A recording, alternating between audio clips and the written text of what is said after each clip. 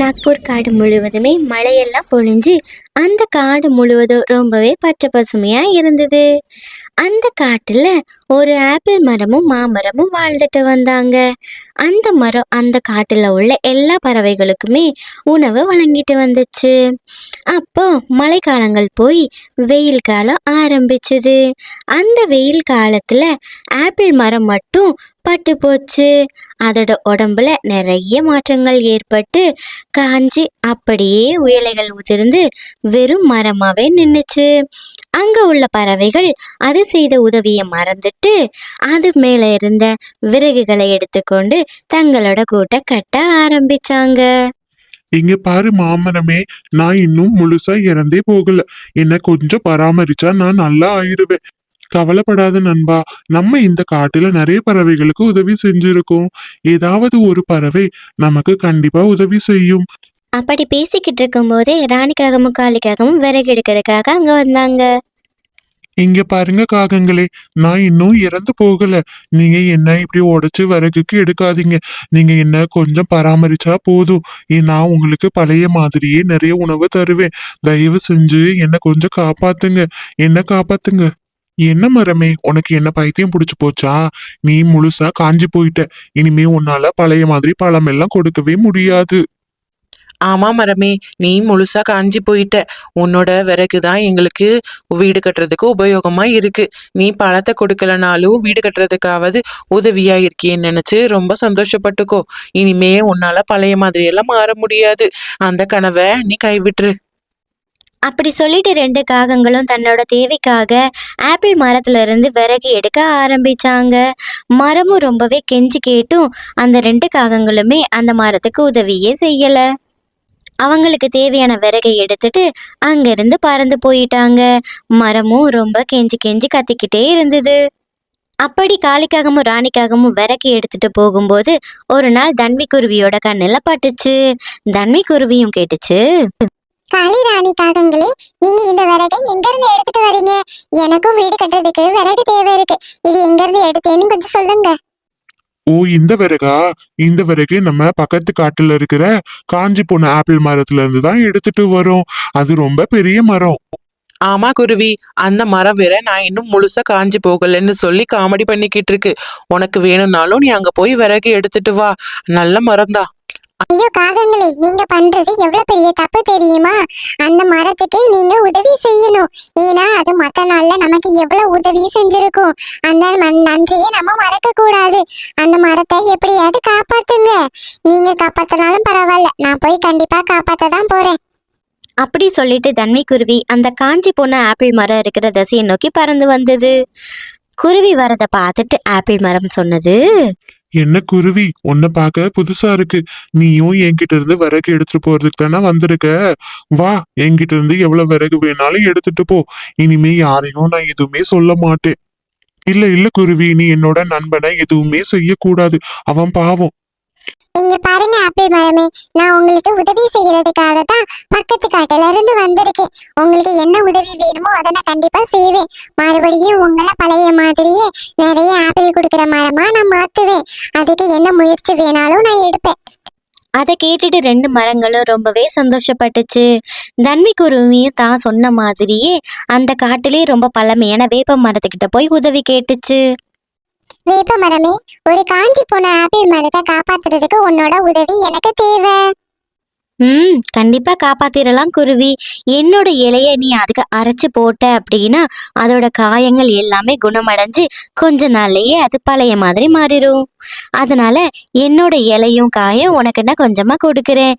அதை கொண்டு போய் அந்த மரத்தை நீ சரி பண்ணலாம் அப்படின்னு சொல்லிட்டு அந்த குருவிக்கு வேப்ப மரத்தோட இலையும் காயும் கொடுத்துச்சு. அதை வாங்கிட்டு வந்த தன்வி குருவியும் அந்த வேப்ப மரத்து காயும் இலையும் அரைச்சு அந்த மரத்து முழுக்க பூசி விட்டுச்சு. அதோட உடம்புல எங்கெங்க காயம் இருக்கோ அங்கெல்லாம் தேய்ச்சி விட்டதுக்கு அப்புறமா அதுக்கு தேவையான நீரையும் விட்டுது. இப்படியே கொஞ்ச காலங்கள் ரொம்பவே வேகமா உருண்டோடிச்சு. வேப்ப இலைய பூசினதுக்கு அப்புறம் அந்த மரத்துல இருந்து சில துளிர்கள் வர ஆரம்பிச்சுது. நண்பா, நீ பழைய மாதிரி மாறிக்கிட்டே இருக்க. உன்னை பார்க்கவே எனக்கு ரொம்ப சந்தோஷமா இருக்கு. சீக்கிரமாவே நீ நிறைய கனிகளை கொடுக்க ஆரம்பிச்சிருவ. ஆமா நண்பா, என்னோட உடம்பு ரொம்பவே நல்லா இருக்கு இப்ப. ஏன்னா என்னோட இலைகள் எனக்கு புத்துணர்வை கொடுத்துக்கிட்டு இருக்கு. தன்விக்குருவி ஆப்பிள் மரத்துக்கு உதவி செய்யறத கேள்விப்பட்ட காகங்கள் சொல்லுச்சு. என்ன தன்விக்குருவி, அந்த காஞ்ச மரத்துக்கு போய் உதவி பண்ணிக்கிட்டு இருக்கியே, அது எப்படி பண்ணாலும் இனிமே பழைய மாதிரி மாறாது.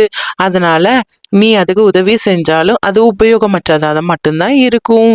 காகங்கள் சொன்னது எதையுமே காதுல எடுத்துக்காம மரத்தை பாக்குறதுக்காக தன்விக்குருவி மறுபடியும் அந்த பக்கத்து காட்டுக்கு பறந்து போக ஆரம்பிச்சது. தன்விக்குருவி போய் பார்க்கும்போது ஆப்பிள் மரம் நிறைய ஆப்பிள் கனிகளோட ரொம்பவே கம்பீரமா நின்னுட்டு இருந்துச்சு.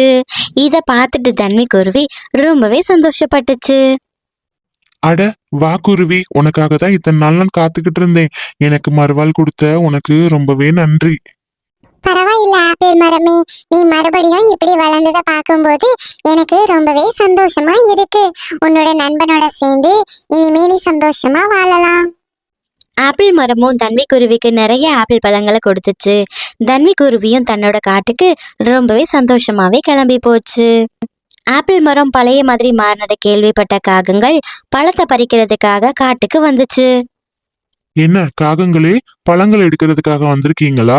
ஒரு உதவி அப்படின்னு நான் கேட்கும்போது நீங்க 2 பேருமே என்ன ஒரு பொருட்டை கூட மதிக்கல. என்னோட பழங்கள் இனிமே உங்களுக்கு கொடுக்க முடியாது. அப்படி சொல்லாத ஆப்பிள் மரமே, இந்த ஒரு வாட்டி மட்டும் எங்களை மன்னிச்சிரு. அடுத்த வாட்டி உனக்கு என்ன ஆபத்து வந்தாலும் நாங்க கண்டிப்பா உன்னை தீர்த்து வைப்போம். ஆமா ஆப்பிள் மரமே, இந்த காட்டுல உன்னை விட்டா வேற எங்களுக்கு யாரு இருக்கா? எங்களுக்கு உணவு அளிக்கிற ஒரே ஒரு கடவுள் நீ மட்டும்தான். அதனால எனக்கு உதவி செய். நீங்க என்னதான் சொன்னாலும் என்னோட பழங்களை இனிமே உங்களுக்கு தரமாட்டேன். ஏன்னா என்னோட உயிர் போற நிலைமையில கூட நீங்க எனக்கு உதவி செய்யல. பின்னொரு நாள்ல நீங்க எனக்கு எப்படி உதவுவீங்கன்னு நான் நம்புறது? கண்டிப்பா உதவ முடியாது. அப்படி சொன்னதுமே 2 காகங்களும் சோகமா அங்கிருந்து போயிருச்சு. என்ன நண்பா இப்படி பேசிட்ட? மரங்கள் நாம தான் மன்னிப்பு கொடுக்கணும். ஏன்னா பறவைகள் நாம உணவு இல்லைன்னா கண்டிப்பா இறந்து போயிருவாங்க. கடைசி வரைக்கும் அவங்களுக்கு உதவியே பண்ணாம இருக்க போறியா? உன்னோட முடிவு தான் என்ன? கண்டிப்பா நான் உதவி செய்வேன் நண்பா.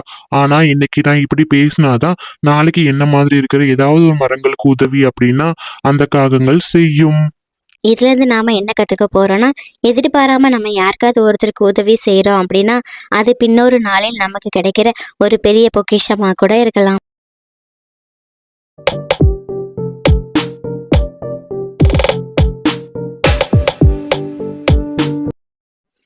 அன்னைக்கு நாக்பூர் காடு முழுவதுமே ரொம்பவே பலமா காத்து வீசிக்கிட்டு மழையும் பெஞ்சுக்கிட்டு இருந்துச்சு.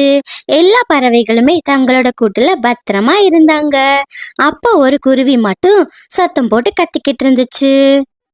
அண்ணா, அக்கா, இந்த வீட்ல யாராவது இருக்கீங்களா? இருந்தீங்கன்னா எனக்கு கொஞ்சம் உதவி பண்ணுங்க. நான் மழையில நனைஞ்சுக்கிட்டு இருக்கேன். நான் சாப்பிட்டும் 2 நாள் ஆகுது. எனக்கு யாராவது உதவி செய்யுங்க ப்ளீஸ்.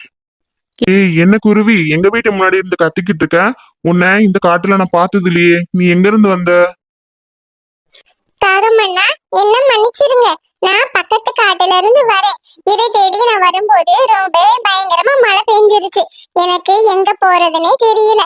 இந்த காட்டுல எனக்கு யாரையும் வேற தெரியவும் தெரியாது. அதனால இன்னைக்கு ஒரு நாள் மட்டும் உங்க வீட்டுல நான் தங்கிட்டு போகவா? எனக்கு கொஞ்சம் உதவி செய்யுங்க அண்ணா. ஓ, என்ன குருவி, எங்களை பார்த்தா உனக்கு எப்படி தெரியுது? இங்க என்ன போற வாரம் உங்களுக்கு சத்திரமா நடத்திக்கிட்டு இருக்கோம். உன்னை எல்லாம் அப்படியெல்லாம் தங்க வச்சிட முடியாது. நீ தங்குற மாதிரி தங்கி எங்க வீட்டுல இருக்கிறத எடுத்து போயிட்டீங்கன்னா நாங்க என்ன பண்றது? அப்படி சொல்லிட்டு 2 காகங்களும் அங்க இருந்து போயிருச்சு. அடுத்து அந்த குருவியோ காளி காகத்து வீடு பக்கத்துல இருந்த தன்வி குருவி வீட்டுல போய் கத்த ஆரம்பிச்சுது. குருவி, யாராவது உள்ள இருந்தா எனக்கு உதவி செய்யுங்க. நான் மழையில நனைஞ்சுக்கிட்டு இருக்கேன். எனக்கு ரொம்ப பசிக்குது. சத்தத்தை கேட்டுட்டு தன்வி குருவி வெளியே வந்து பேச ஆரம்பிச்சுது. ஏய், நீ யாரு குருவி? உன்னை பார்த்தா புதுசா இருக்கு. குருவி அக்கா, நான் பக்கத்து கிராமத்துல இருந்து உணவு தேடுறதுக்காக இங்க வந்தேன். ரொம்ப மழை பெய்யறதுனால நான் மழையில மாட்டிக்கிட்டேன். எனக்கு இன்னைக்கு ஒரு நாள் மட்டும் உங்க வீட்டுல தங்குறதுக்கு அனுமதிப்பீங்களா? வா குருவி, தாராளமா என்னோட வீட்டுல தங்கு. உனக்கு என்ன உதவினாலும் நான் செய்யறேன். வா, வீட்டுக்குள்ள போலாம் அப்படின்னு சொல்லிட்டு தன்வி குருவி அந்த குருவியை வீட்டுக்குள்ள கூட்டிட்டு போச்சு. அதுக்கு சாப்பிட்றதுக்கு தேவையான சோளம், பழம் அப்படின்னு சொல்லிட்டு நிறைய கொடுத்துச்சு. அதை சாப்பிட்ட குருவியோ ரொம்பவே சந்தோஷமா இருந்துச்சு. மறுநாள் காலையில அந்த குருவி தன்னோட வீட்டுக்கு போறதுக்காக வெளியே கிளம்பி ஆரம்பிச்சுது. அப்படி போகும்போது தன்வி குருவிட்ட கொஞ்சமா விதைகள் கொடுத்து, இந்த விதைகளை உன்னோட வீட்டு முன்னாடி நட்டு வை, இது உனக்கு தேவையான எல்லா வகையான பழங்களையும் உனக்கு தரும் அப்படின்னு சொல்லிட்டு தன்னோட வீட்டை நோக்கி பறந்து போக ஆரம்பிச்சுது. அந்த பறவை சொன்ன மாதிரியே தாங்கிட்ட இருக்கிற விதைகள்ல ஒரு விதையை மட்டும் மண்ணுல போட்டு மூடி வச்சுட்டு தன்வி குருவி தனக்கு வேண்டிய உணவை எடுக்கிறதுக்காக பறந்து போக ஆரம்பிச்சுது. தன்வி குருவி பண்ணிக்கிட்டு இருந்த எல்லா விஷயத்துமே தூரத்துல இருந்து ராணிக்காகவும் காளிக்காகவும் கண் கொட்டாம பார்த்துக்கிட்டு இருந்தாங்க. தன்வி குருவி அங்கிருந்து போனதுமே ராணிக்காகவும் காளிக்காகவும் அந்த விதை பக்கத்துல வந்தாங்க. இங்க பாத்தியா ராணி, இது ஒரு மந்திர மரம். இது தெரியாம தன்விக்குருவி உணவு எடுக்கிறதுக்காக வெளியே போயிருக்கு. ஆமா காளி, இந்த மரத்தை நாம எப்படியாவது சொந்தமாக்கிடணும். எனக்கு ஒரு ஐடியா தோணுது. நம்ம வீட்டை தூக்கிட்டு வந்து இந்த மரத்து பக்கத்துல வச்சிடலாம். அப்போ அது நம்ம மரமா மாறிடும். அப்படி சொல்லிட்டு 2 காகங்களுமே தன்னோட வீட்டை தூக்கி கொண்டு அந்த மாமரத்து பக்கத்துல வச்சுட்டாங்க. அதுக்கப்புறமா அங்க இருந்த அந்த இனிப்பு மாம்பழத்தை அவங்க சாப்பிடவும் ஆரம்பிச்சிட்டாங்க. தூரத்துல இருந்து தன்வி குருவி வரதை பார்த்து 2 காகங்களும் பொய் சொல்றதுக்காக தயாராயிருந்தாங்க. காளி அண்ணா, நீங்க இங்க என்ன பண்றீங்க? இந்த மரம் எப்படி இங்க திடீர்னு வந்துச்சு? நான் வேற ஒரு விதைய வச்சுட்டு போனேன், அதை நீங்க பாத்தீங்களா? என்ன தன்விக்குருவி, விதைய வச்சுட்டு போனா அது வளர்றதுக்கு எப்படியும் ரொம்ப நாள் ஆகும். இது எங்களோட மாமரம். ஆமா தண்ணி குருவி, இது எங்களோட வீடு. ஏன் இத்தனை நாளா நீ கோமால இருந்தியா? எங்க வீடு முன்னாடியில இருந்து இங்க தானே இருக்குது. போ, நீ உன்னோட வீட்டுக்கு போ அப்படின்னு சொல்லிட்டு ராணிக்காகவும் காளிக்காகவும் அந்த தன்வி குருவியை ஏமாத்தி அவளோட வீட்டுக்கு அனுப்பிட்டாங்க. சில நாள் கழிச்சு அந்த குருவி தன்வி குருவியை பார்க்கறதுக்காக போச்சு. என்ன தண்ணி குருவி, உன்னோட வீட்டு முன்னாடி ஒரு மாமரத்தையும் காணோம். நான் தந்த விதைகளை நீ முளைக்க வைக்கலையா? அது ஒரு மந்திர விதை. அப்படி அந்த குருவி சொன்னதுமே தன்வி குருவி தனக்கு நடந்ததை பத்தி அந்த குருவி கிட்ட சொல்லுச்சு. தன்னை காகங்கள் ஏமாத்திருச்சு அப்படின்னு. ஓஹோ, அப்படி பண்ணிச்சா அந்த காகங்கள்? நான் உனக்கு இன்னும் சில விதைகள் தரேன். நீ அதை மண்ணுல ஊனி வை. அந்த விதைகள் அந்த காகங்களுக்கு நல்ல பாடத்தை கத்து கொடுக்கும். அந்த குருவி சொன்ன மாதிரியே தன்வி குருவி விதைகளை வாங்கிட்டு வந்து தன்னோட வீட்டு பக்கத்துல மறுபடியும் போட்டு வச்சுது. போட்டு வச்சுட்டு ஓரமா நின்று வேடிக்கை பார்க்க ஆரம்பிச்சுது. அந்த மரம் திடீர்னு வளர்ந்து சில வைரங்களையும் தங்கங்களையும் கொடுக்க ஆரம்பிச்சுது. இதை பார்த்துட்டு ராணிக்காகவும் காளிக்காகவும் அதை அபகரிக்கக்காக ஆசைப்பட்டு பக்கத்துல வந்தாங்க. பாத்தீங்களா காளி, தங்கமும் வைரமும் இருக்கிற மரம் இருக்கு. நம்ம எப்படியாவது எடுத்துட்டு அந்த தன்வி குருவியை ஏமாத்திடலாம். ஆமா ராணி, நமக்கு ரொம்ப தங்கங்களும் வைரங்களும் கிடைச்சிருக்கு. அதனால மரத்துல இருந்து நம்ம அந்த வைரத்தை மட்டும் இப்போதைக்கு எடுத்துட்டு போவோம். அப்புறமா மரத்தையும் எடுத்துக்கலாம். அப்படி 2 காகங்களும் பேசிக்கிட்டு இருக்கும் போதே மரத்துல இருந்து 2 குச்சி வந்து அந்த காகங்களை அடிக்க ஆரம்பிச்சுது. காகங்களும் வலி தாங்க முடியாம, ஐயோ என்ன காப்பாத்துங்க, ஐயோ அடிக்காதீங்க அடிக்காதீங்க அப்படின்னு கத்தவே ஆரம்பிச்சிருச்சு. அடுத்தவங்க பொருளை அடைய நினைச்ச அந்த காகங்களுக்கு அடி மட்டுமே மிச்சமா கிடைச்சிது. இதனாலதான் நம்ம பொருளை மட்டும்தான் நம்ம வச்சுக்கணும். அடுத்தவங்க பொருளுக்கு ஆசைப்படவே கூடாது. அது நமக்கு அடியாவும் விழும். குழந்தைகளே, இது விஷ் பண்றதுக்கான நேரம். ஹெலன், சோனா, பாபா ஸ்ரீ அவங்களுக்கு ஒரு பெரிய ஹாய். உங்களுக்கு வாழ்த்து சொல்லணும் அப்படின்னா எனக்கு கீழே உங்க பேரை கமெண்ட் பாக்ஸ்ல கமெண்ட் பண்ணுங்க. பாய்.